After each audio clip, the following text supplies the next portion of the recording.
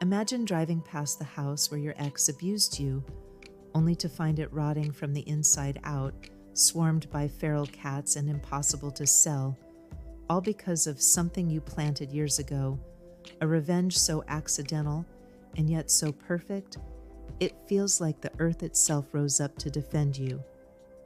Today's story is about a woman whose quiet act of spite, a handful of catnip seeds, turned into the kind of karmic justice that leaves you breathless. If you've ever wished that the universe would repay someone who hurt you and repay them tenfold, hit that like button. Subscribe if you crave emotional justice stories, because today's revenge is poetic, organic, and utterly unstoppable.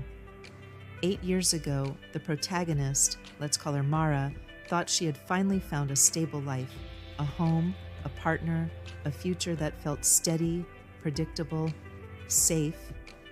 But safety can be an illusion, and people can hide their darkness very, very well. Her partner, let's call him Nate, was charming at first, the kind of man who smiled widely in public but carried a storm behind his eyes, a storm that Mara learned to fear. Over time, that storm turned into shouting. Shouting turned into slamming doors. Slamming doors turned into objects thrown, broken glass, bruised arms, and one day, finally, a line was crossed that she could never uncross. That was the day she realized if she stayed, she would lose herself completely.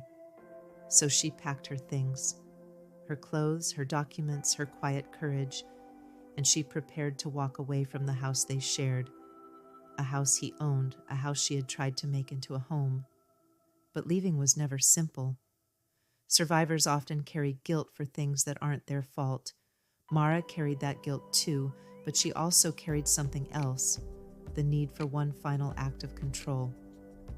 Months before the breakup, Mara had poured her heart and her limited savings into transforming the barren yard around Nate's house. She built garden beds with her own hands. She planted expensive flowers, orchids, roses, and delicate perennials that took patience, time, and care. She told herself she was building beauty, a sanctuary, a distraction from the growing tension inside the house. Every plant was a small escape. Every bloom was a piece of hope. So when she finally decided to leave, she told Nate, "I'm taking my flowers with me." He shrugged, barely looking at her. "Do what you want." Those 4 words, empty, dismissive, dripping with the same apathy he'd shown for months. To him, the garden meant nothing, but to Mara, it had been her lifeline. So she dug them up, root by root, and moved them to her new place. She left behind only bare soil, freshly turned earth, a symbolic blank page. After relocating the flowers, she visited a garden center to buy large pots for them. She remembers the moment clearly, the fluorescent lights humming above, the smell of damp soil, the quiet murmur of shoppers browsing plants they hoped wouldn't die. And then she saw them, catnip seeds, a small display tucked between herbs and wildflowers. She'd heard catnip was hard to grow, finicky, unpredictable. Something in her, raw, exhausted, bruised, whispered, "Why not?" Not out of malice, not out of rage, just a tiny spark of spite, a desire for him to deal with something inconvenient, something he'd have to pull out by hand, a hassle he couldn't ignore. So she bought a ridiculous amount of catnip seeds, far more than anyone could reasonably use. She went back to the house one last time. Her flowers were gone, leaving behind empty beds. She knelt on the soil, the same soil she had nurtured through heartbreak, and she scattered handfuls of catnip seeds like she was feeding the earth's secrets. She didn't think anything would come of it. She was told catnip was hard to propagate. Maybe 3 plants would pop up, maybe none. It was supposed to be a minor inconvenience, nothing more. A whispered "screw you" to a man who had bruised her spirit. She left the property one last time, not looking back, and she didn't think about those seeds again. Time passed. Wounds healed. Mara rebuilt herself. Slowly, painfully, beautifully. She got a new job, new clients, new strength. One day she got an appointment with a client who happened to live in Nate's old neighborhood. She didn't think about him at first. It had been years, a lifetime. But as she drove through the streets she once knew, a strange nostalgia tugged at her. Moments later, she saw it. The house, her old prison. Except now, it looked different. Overgrown, disheveled, a for sale sign staked into the ground like a desperate plea. And in the yard, not one cat, not two, but 6 cats, lounging like they owned the place. Some rolling in the grass, some rubbing against the porch posts, some sleeping beneath windows like they'd claimed the territory long ago. Mara froze. Something wasn't right. This wasn't normal.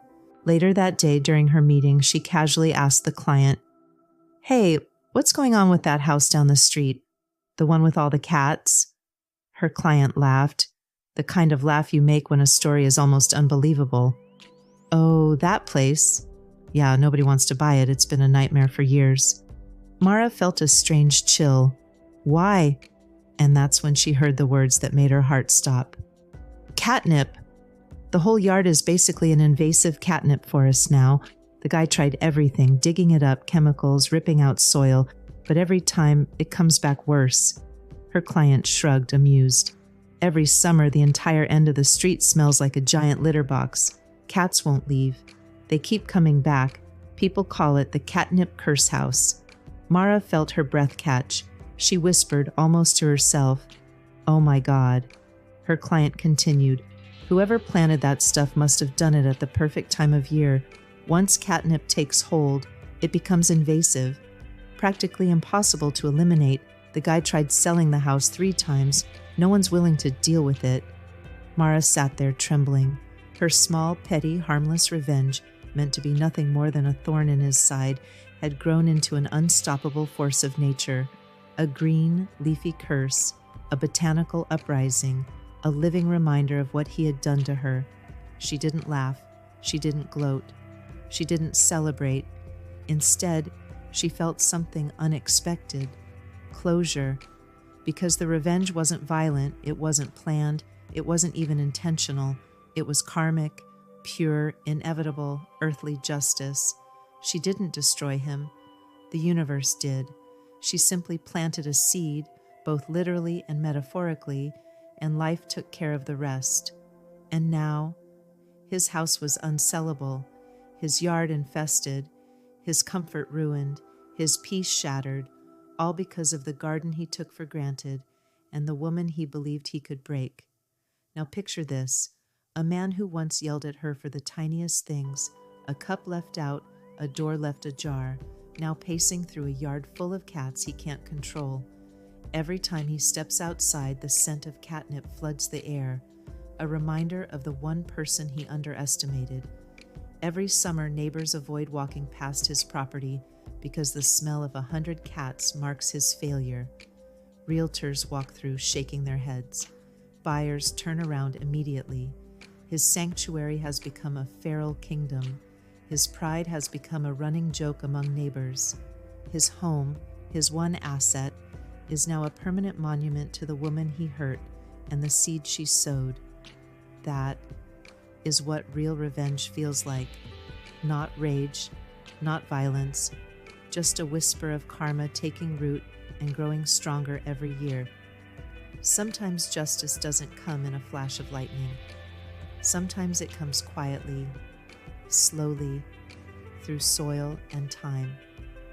This story is proof that the universe has a strange way of balancing the scales, even when we're no longer watching. If this story chilled you the way it chilled me, smash that like button. Tell us in the comments, what's the most unexpected revenge you've ever seen? And of course, subscribe for more dark, dramatic tales of karma, because trust me, you don't want to miss what's coming next.